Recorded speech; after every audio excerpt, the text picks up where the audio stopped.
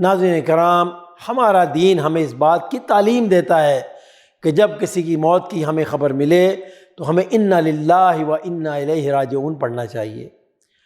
یعنی ہم سب خدا ہی کے ہیں اور اسی کی طرف پلٹنے والے ہیں۔ نبی اکرم صلی اللہ علیہ وسلم کا ارشاد گرامی ہے کہ جو آدمی کسی مصیبت کے موقع پر انا للہ و انا الیہ راجعون پڑھتا ہے تو اس کے لیے 3 اجر ہوتے ہیں۔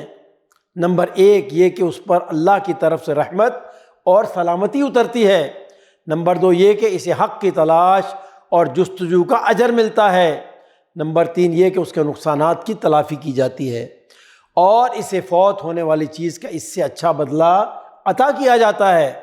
ناظرین کرام، جب کسی کو نزع کی حالت میں دیکھیں تو اس وقت اس کے سامنے سورہ یاسین کی تلاوت کرنی چاہیے۔ نبی اکرم صلی اللہ علیہ وسلم نے فرمایا کہ مرنے والوں کے پاس سورہ یاسین پڑھا کرو۔ ہاں، فوت ہونے کے بعد جب تک مردے کو غسل نہ دیا جائے اس پر قرآن کریم نہیں پڑھنا چاہیے، اور وہ آدمی جسے نہانے کی ضرورت ہو اور حیض و نفاس والی عورت بھی مردے کے پاس نہ جائے۔ اسی طرح ناظرین کرام، ایک اور اہم بات یہ ہے کہ میت کے غم میں چیخنے چلانے اور بیان کرنے سے ہمارے دین نے ہمیں منع کیا ہے۔ البتہ غم میں آنسو نکل جائیں تو یہ ایک فطری سی بات ہے۔ نبی اکرم صلی اللہ علیہ وسلم کے فرزند حضرت ابراہیم کا انتقال ہوا تو آپ صلی اللہ علیہ وسلم کی آنکھوں سے آنسو بہہ پڑے۔ اسی طرح آپ صلی اللہ علیہ وسلم کے نواسے ابن زینب کا انتقال ہوا تو آپ کی آنکھوں سے آنسو رواں ہو گئے۔ پوچھا گیا یا رسول اللہ صلی اللہ علیہ وسلم یہ کیا؟ فرمایا یہ رحمت ہے جو خدا نے اپنے بندوں کے دل میں رکھ دی ہے، اور اللہ اپنے بندوں میں سے انہی بندوں پر رحم فرماتا ہے جو رحم کرنے والے ہوتے ہیں۔ اور آپ صلی اللہ علیہ وسلم نے یہ بھی فرمایا کہ جو منہ پر تماچے مارے، گریبان پھاڑے، جاہلیت کی طرح بیان کرے، اس کا ہم سے کوئی تعلق نہیں۔ ناظرین کرام، ہمیں اس بات کی بھی تعلیم دی گئی ہے کہ میت کی ہمیشہ خوبیاں بیان کرنی چاہیے اور اس کی برائیوں کا ذکر نہ کیا جائے۔ نبی اکرم صلی اللہ علیہ وسلم کا ارشاد مبارک ہے، اپنے مرنے والوں کی خوبیاں بیان کیا کرو اور ان کی برائیوں سے زبان کو بند رکھا کرو۔ اور آپ صلی اللہ علیہ وسلم نے یہ بھی فرمایا، جب کوئی شخص مرتا ہے اور اس کے 4 پڑوسی اس کے نیک ہونے کے، بھلا ہونے کی گواہی دیتے ہیں تو اللہ فرماتا ہے میں نے تمہاری شہادت قبول کر لی، اور جن باتوں کا تمہیں علم نہیں تھا وہ میں نے معاف کر دیں۔ اسی طرح ایک بار نبی اکرم صلی اللہ علیہ وسلم کے سامنے صحابہ نے ایک جنازے کی تعریف کی تو آپ نے فرمایا اس کے لیے جنت واجب ہو گئی۔ اللہ اکبر۔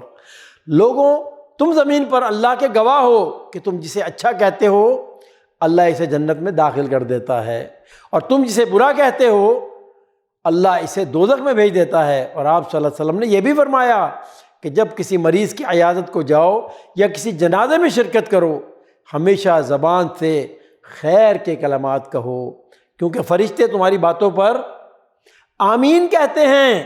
ناظرین کرام، ہمیشہ موت پر صبر و استقلال کا مظاہرہ کرنا چاہیے، کبھی زبان سے کوئی ناشکری کا کلمہ نہ نکالنا چاہیے۔ نبی اکرم صلی اللہ علیہ وسلم کا ارشاد مبارک ہے، جب کوئی شخص اپنے بچے کے مرنے پر صبر کرتا ہے تو اللہ اپنے فرشتوں سے فرماتا ہے تم نے میرے بندے کے بچے کی روح قبض کر لی؟ فرشتے جواب دیتے ہیں پروردگار ہم نے تیرا حکم بجا لائے۔ پھر اللہ پوچھتا ہے تم نے میرے بندے کے جگر گوشے کی جان قبض کر لی؟ وہ کہتے ہیں جی ہاں۔ پھر اللہ پوچھتا ہے تو میرے بندے نے کیا کہا؟ وہ کہتے ہیں پروردگار اس نے تیری حمد کی اور انا للہ و انا الیہ راجعون پڑھا۔ تو اللہ فرشتوں سے فرماتا ہے میرے اس بندے کے لیے جنت میں ایک گھر تعمیر کرو اور اس کا نام بیت الحمد یعنی شکر کا گھر رکھو۔ اللہ اکبر۔ ناظرین کرام، غور کریں کتنی بڑی خوشخبری ہے۔ اسی طرح جب بھی جنازے کے ساتھ جانا ہو تو پیدل چلنا چاہیے۔ نبی اکرم صلی اللہ علیہ وسلم ایک جنازے کے ساتھ چلے اور آپ صلی اللہ علیہ وسلم دیکھا چند آدمی سوار ہیں، آپ نے ان سے فرمایا تمہیں شرم نہیں آتی کہ اللہ کے فرشتے پیدل چل رہے ہیں اور تم جانوروں کی پیٹھ پر سوار ہو؟ البتہ جنازے سے واپسی پر سواری پر آ سکتے ہیں۔ نبی اکرم صلی اللہ علیہ وسلم ابو مہدی کے جنازے میں پیدل گئے اور واپسی پر گھوڑے پر سوار ہو کر تشریف لائے۔ ناظرین کرام، یہ اس وقت ممکن ہے اگر قبرستان قریب ہو، قبرستان اگر قریب ہو، لیکن اگر قبرستان کا فاصلہ بہت زیادہ مسافت والا ہو تو پھر سواری کو استعمال کیا جا سکتا ہے۔ اسی طرح ہمیں اس بات کی بھی تعلیم دی گئی ہے کہ جب بھی آپ جنازہ دیکھیں تو اپنی جگہ پر کھڑے ہو جائیں، پھر اگر اس کے ساتھ چلنے کا ارادہ نہ ہو تو ٹھہر جائیں کہ جنازہ کچھ آگے نکل جائے۔ نبی اکرم صلی اللہ علیہ وسلم نے فرمایا جب تم لوگ جنازے کو دیکھو تو کھڑے ہو جایا کرو، اور جو لوگ جنازے کے ساتھ جائیں وہ اس وقت تک نہ بیٹھیں جب تک جنازہ زمین پر رکھا نہ جائے۔ تو اسی طرح ناظرین کرام ایک اور اہم بات یہ ہے کہ نماز جنازہ پڑھنے کا اہتمام ضرور کرنا چاہیے، اور جنازے کے ساتھ جانے اور کندھا دینے کا بھی اہتمام کرنا چاہیے۔ نبی رحمت صلی اللہ علیہ وسلم کا ارشاد مبارک ہے مسلمان کا مسلمان پر یہ حق ہے کہ وہ جنازے کے ساتھ جائے، اور آپ صلی اللہ علیہ وسلم نے یہ بھی فرمایا جو شخص جنازے میں شریک ہوا اور جنازے کی نماز پڑھی تو اسے 1 قیرات کے برابر ثواب ملتا ہے، اور نماز کے بعد دفن میں بھی شریک ہوا تو اسے 2 قیرات کے برابر ثواب ملتا ہے۔ سوال کیا گیا 2 قیرات کتنے بڑے ہوں گے؟ آپ صلی اللہ علیہ وسلم فرمایا 2 پہاڑوں کے برابر۔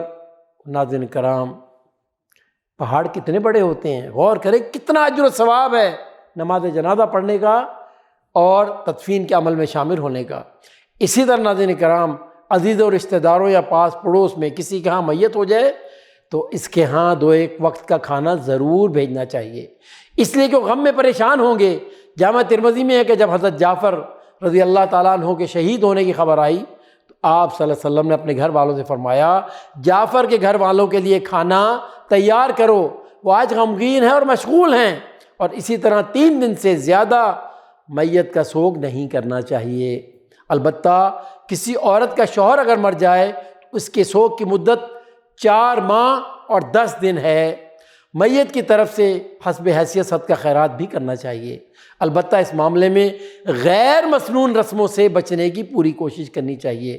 اللہ رب العالمین کی بارگاہ میں دعا ہے کہ اللہ تعالیٰ ہمیں صحیح بات سن کر اس پر عمل کی توفیق عطا فرمائے، آمین یا رب العالمین۔